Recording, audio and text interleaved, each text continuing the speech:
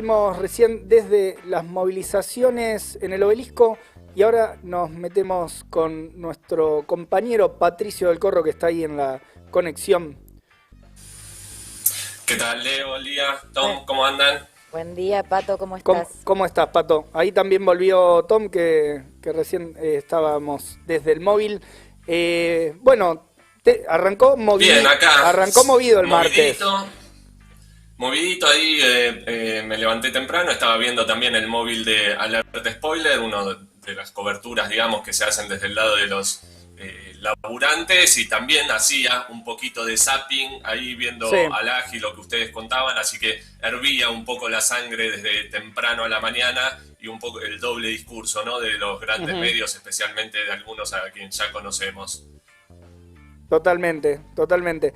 Ahí, Pero bueno, sí, si les parece, hoy como está el tema del salario mínimo, se debate el salario mínimo, por eso está acá. Si les parece, les comento un poco de estas cosas y volvemos después a la movilización y a qué es lo que está pasando, porque está muy ligado. ¿Qué es lo que se va a discutir hoy? ¿Qué es el salario mínimo vital y móvil? ¿Quién lo negocia? ¿Qué debería cubrir y qué es lo que no está pasando? Son algunas de las cosas que por ahí me interesaba remarcar, porque tampoco salió mucho en los medios. Ayer hice un repaso por todas las portadas. Los medios oficialistas tampoco hablaban de la jornada que iba a haber hoy de negociación del salario mínimo y vital y móvil, que hoy está en 21.600 pesos.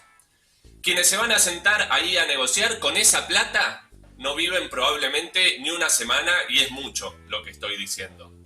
¿Qué implicancias tiene el salario mínimo vital y móvil? Bueno, aunque no aplica directamente para la mayoría de los convenios de las y los trabajadores que están en blanco, sí marca más o menos una pauta de cuál es el piso y cómo se va a ir moviendo las actualizaciones, o sea, los aumentos por la inflación.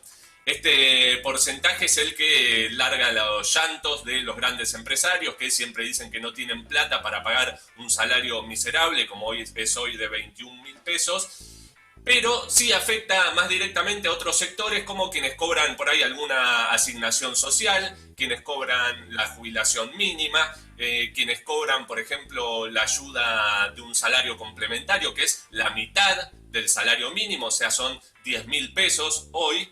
Y evidentemente está en un piso miserable, son menos de $200, lo que equivale al salario mínimo en la Argentina, está hundiéndose incluso en comparación con el resto de los países de la región. ¿Quiénes son los que se sientan a negociar el salario mínimo? Bueno, el Consejo Nacional de Empleo, la Productividad y el Salario Mínimo Vital y Móvil. ¿Quiénes son? Bueno, son las grandes cámaras de empresarios de la Argentina, la UIA, la Cámara de Comercio, de la Construcción, los bancos, la Bolsa de Comercio, los representantes de la CGT y de las dos CTAs.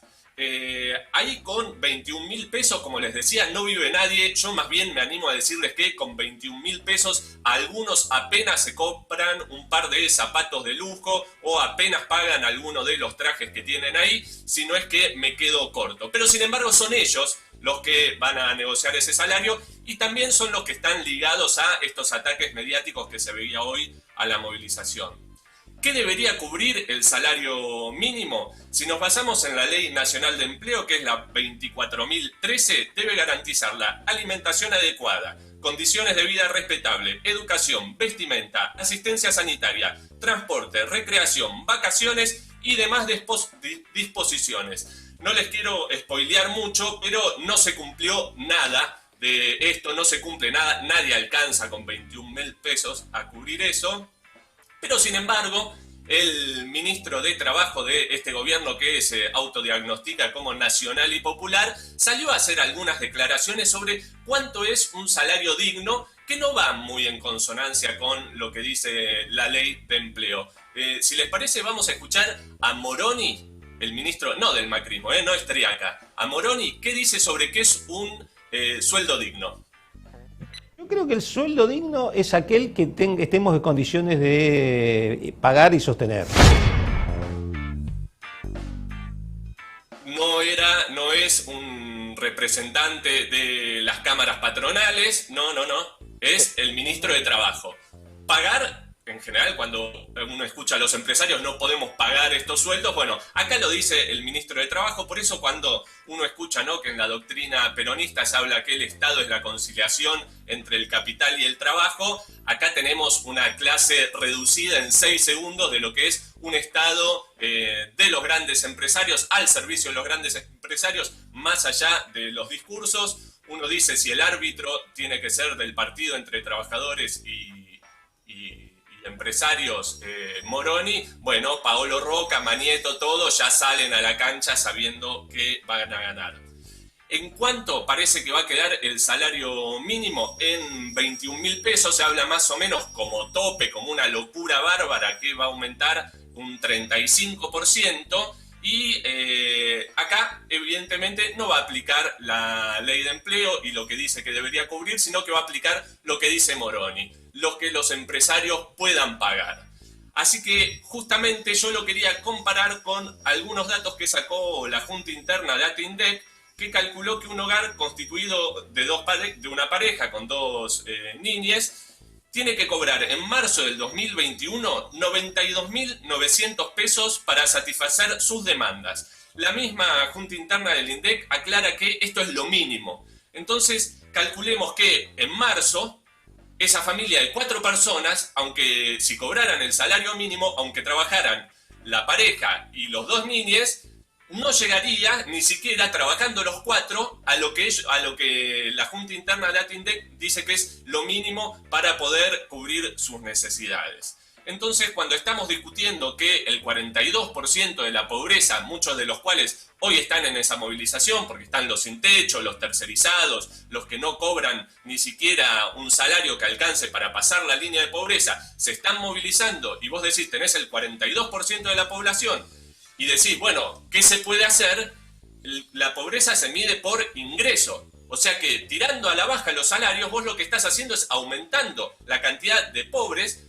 Y ya no hablamos solo de desocupados, estamos hablando de personas que trabajan o que por ahí trabajan más de una persona en el hogar y siguen siendo pobres. Y esto explica por qué en Argentina hoy el 57% de las chicas y los chicos están bajo la línea de la pobreza. ¿Cómo hace Moroni para justificar que el sueldo es el que puede pagar el empleador y no que el sueldo mínimo es el que no puede permitir que haya gente sin casa, que no haya niños y niñas bajo la línea de la pobreza? Bueno, muy popular, la verdad no parece, pero esa es la realidad. Van a empezar a negociar estos burócratas sindicales con los grandes empresarios y el gobierno. Por eso la movilización que se está haciendo ahora en el Obelisco, que estamos viendo imágenes, tiene mucha importancia, porque evidentemente esta situación de crisis social no va a ser algo de lo que se salga depositando las expectativas en esas conducciones sindicales, que bueno, ahí ya muchos de los testimonios lo estaban tomando como son las que los traicionan día a día. Es lo que vemos en Neuquén, es lo que hemos visto también en el Citrus en Tucumán y que ustedes bien vienen reflejando.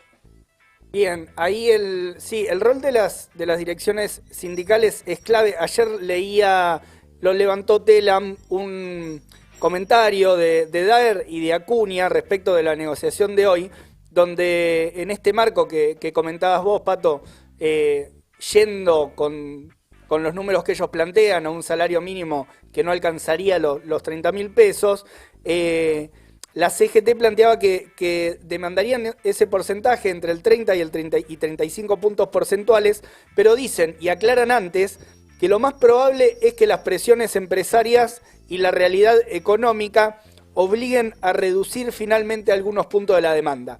Antes de ir a la reunión, la CGT de Acuña y Daer plantean que tienen un número, pero que después los empresarios aprietan y hay que rediscutir. Y lo llamativo acá es que con qué armas, entre comillas, ¿no? ¿Con qué armas va la CGT y la CTA a pelear por este salario mínimo? O sea, ninguna convocatoria a poner la fuerza de los trabajadores de esas grandes centrales sindicales que además agrupan a millones de trabajadores y van a ir a discutir el salario mínimo solitos, a negociar así, dialogando bien con este sector empresario. Otro dato para incorporar en el debate, vos comentabas $200 o menos de $200 el salario mínimo. Bueno, el viernes, el jueves y el viernes va a haber acciones en el país hermano, en Chile. Los portuarios, por ejemplo, y la movilización de la huelga general que se está convocando, tiene como demanda un salario mínimo de $700. Porque en Argentina, y esto es algo que el sector empresario lo sabe bien, se vienen ahorrando mucho en términos de dólares en salarios. O sea, por la devaluación los salarios están totalmente cascoteados y las patronales se vienen ahorrando mucho, mucho en dólares. Totalmente. Y para mí hay... Especialmente... Sí, decí, Pato. No, que especialmente los sectores que exportan, ¿no? Y me parece que la jornada de hoy tiene casi que es una clase para quienes estudian medios de comunicación y para quienes hacen un análisis de este tema. Porque cuando, por ejemplo, cuando vemos las imágenes de Constitución o del subte o de cómo tienen que viajar todos los días en los trenes la clase trabajadora para llegar a sus lugares de trabajo, con trenes completamente abarrotados, ahí no está el móvil del AGE diciendo, no, esto es un escándalo, no puede ser, manden la policía. No, ¿por qué? Porque eso lo que está garantizando es que las y los trabajadores, por más que no se cumplan con las condiciones sanitarias, lleguen a su lugar de trabajo para que el patrón le pueda sacar la plusvalía, le pueda extraer su valor y puedan seguir ganando fortunas esos grandes empresarios. Ahora, si esos mismos trabajadores que todos los días viajan apretados en las líneas de subte, de colectivos, de trenes, salen a manifestarse, ahí piden mano dura. Y lo ligo esto también con lo de las conducciones sindicales. Fíjate vos, leo lo siguiente, en Neuquén, Quintriqueo, que era el máximo responsable de la CTA, firmó un acuerdo por el 12% de salario, lo que muestra que las burocracias sindicales, sean de la CGT, de la CTA, y Quintriqueo es de la Verde y Blanca, no nos olvidemos, es la misma lista que acá en Capital Federal está Ate Catalano y todo el progresismo de la ciudad de Buenos Aires que se hace el antimacrista y el antiajuste, es la misma lista, la Verde y Blanca, que en Neuquén firmó el 12%, y si ese acuerdo ahora está volando por los aires es porque hubo acción directa de las y los trabajadores, empezando por los de primera línea de salud, con los mapuches, con los distintos sectores, incluso dialogando con petroleros, con camioneros. Entonces yo cuando veo al AGE que se tira contra esta movilización, veo que contra lo que se está tirando es contra la acción directa de las y los trabajadores, porque le tienen miedo al resultado que puede tener. Ahí tienen la placa, acá tiene que actuar la policía. No tiene que actuar en Toyota o en la Volkswagen cuando hay turnos que se cierran por contagios de COVID, no tiene que actuar en los colectivos ni en los trenes, no tiene que actuar cuando hay docentes muertos porque los obligan a ir a dar clases, no. Tiene que actuar cuando salen a pedir derechos, bueno, una clase de cómo los medios también son de clase. Totalmente, y el elemento de cómo ven también esto que mencionabas en Neuquén, la movilización, bueno, el sector empresario también está preocupado por lo que, primero por el impacto que está teniendo en algo que han planteado como una estrella, ¿no? Del crecimiento económico que supuestamente derrama para todos lados, pero al pueblo neuquino no le está llegando mucho de lo que se lleva Vaca Muerta, y lo que aparece como una amenaza también para el poder de estos sectores, y este rol un tanto arrastrado, por decirlo menos, de las conducciones sindicales que no tienen ninguna voluntad en organizar ni una sola medida en momentos donde la situación de la clase trabajadora es muy crítica. Sí, repitamos, es la CGT y las dos CTA al mismo nivel. No solamente no salen a pelear, sino que ante lo del Consejo ni siquiera se debate en la base de todos los gremios, por ejemplo, con qué propuesta ir al Consejo o, por ejemplo, a las paritarias.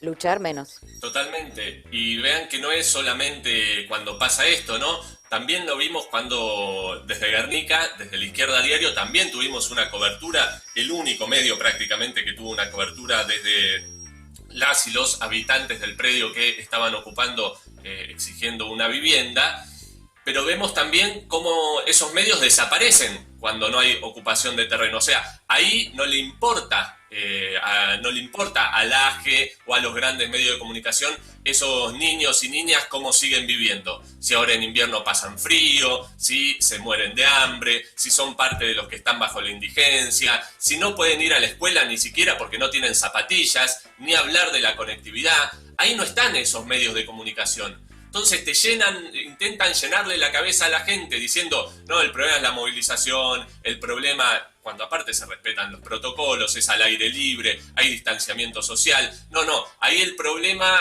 aparece muy claro y te muestra cómo los medios te buscan mostrar una parte y después se vuelan de la realidad. ¿Qué medio va a mostrar hoy cómo vuelven los trabajadores en Constitución a su lugar a donde viven? ¿Qué medio lo va a mostrar? Bueno, ninguno de los que hoy están atacando a la movilización. ¿Te agrego algo a lo que venís diciendo? Dale, Tom. Perdón, dale, Leo. No, dale, o Tom. sea, que los medios tampoco están reflejando, ni venían reflejando cómo estaban las condiciones en las escuelas, donde murieron 2 docentes producto del COVID, donde murió un estudiante de 22 años. Tampoco veo al gobierno, a los medios denunciando que el gobierno todavía mantiene un recorte en el ajuste presupuestario de la partida de salud. Tampoco vienen diciendo que no hay IFE, que la finalización del IFE dejó en la calle a un montón de gente, y tampoco los veo ahí diciendo cuando los pibes de Rappi, cuando todos los que vienen a trabajar, los informales, lo hacen en las condiciones en las que está. Y por eso quería dejar de vuelta el número 11 23 40 9864, porque nosotros nos han llegado un montón de denuncias este mes de Interpac, de Carrefour, de distintos lugares de trabajo donde no se venían cumpliendo los protocolos y donde los medios tampoco venían denunciando esto. Bien, vamos a continuar. ¿Les puedo sumar Sí, una cosita más, Leo? dale, Pato. La AGE y principalmente la AGE, ¿no? Pero vemos el otro día también, lo veíamos a Longobardi decir que hacía falta en Argentina un formateo autoritario, ¿no? Linda palabra, Longobardi, también de esos medios que siempre estuvieron bien ligados a la dictadura, o al AGE, que recordemos también cuando era el 2000 contra las movilizaciones de la Rúa.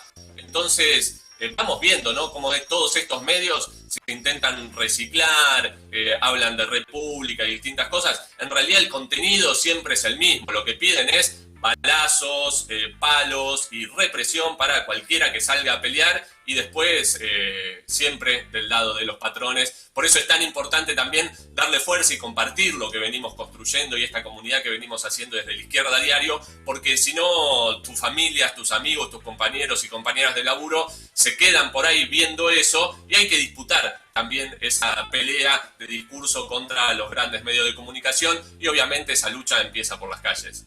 Patricio del Corro con la columna de hoy. Vamos también a estar siguiendo la movilización y el corte ahí en el Obelisco con el móvil de la izquierda diario. Gracias, Pato, por la comunicación. Les mando un abrazo a todos. Un abrazo, Pato. Un abrazo. En otras noticias relacionado con lo que veníamos charlando,